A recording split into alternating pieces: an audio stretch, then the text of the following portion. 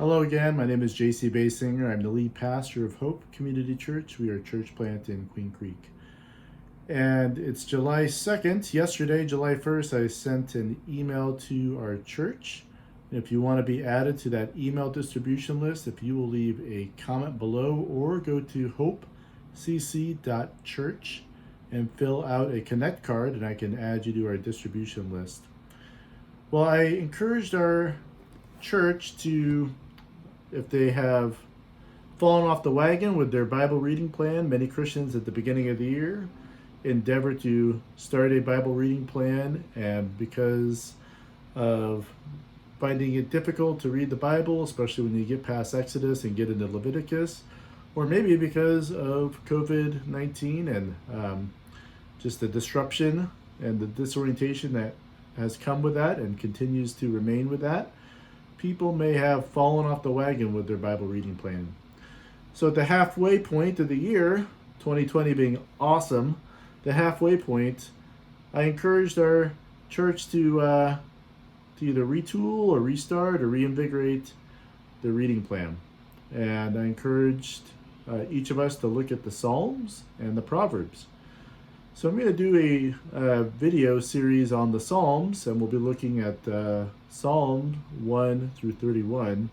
And I will endeavor to have a video every day for each Psalm that I encourage you to read. So this is Psalm 1. Blessed is the man who walks not in the counsel of the wicked, nor stands in the way of sinners, nor sits in the seat of scoffers. So notice that the blessed man, blessed being the word for happy, the happy man, the one who's content, doesn't walk in the counsel of the wicked. So he's not walking with them, doesn't stand with them, doesn't sit with them. So we see this picturesque language of somebody going on the way with them, standing them, sitting with them. Verse 2, but his delight is in the law of the Lord. So that would be the Torah, the first 5 books of the Bible. And on his law he meditates day and night. So this is reflecting upon it, ruminating on God's word, thinking through it, and asking the Lord to use his word to sharpen us, to help us to grow closer to him, to become more like him. These are the results. He is like a tree planted by streams of water, that yields its fruit in its season, and its leaf does not wither. In all that he does, he prospers. At our house in our backyard, we have 2 types of trees. Those that are flourishing, the trunk is thick and strong, the leaves are full. And then we have a tree that has a fungus that's going to need to be removed, and it looks sad.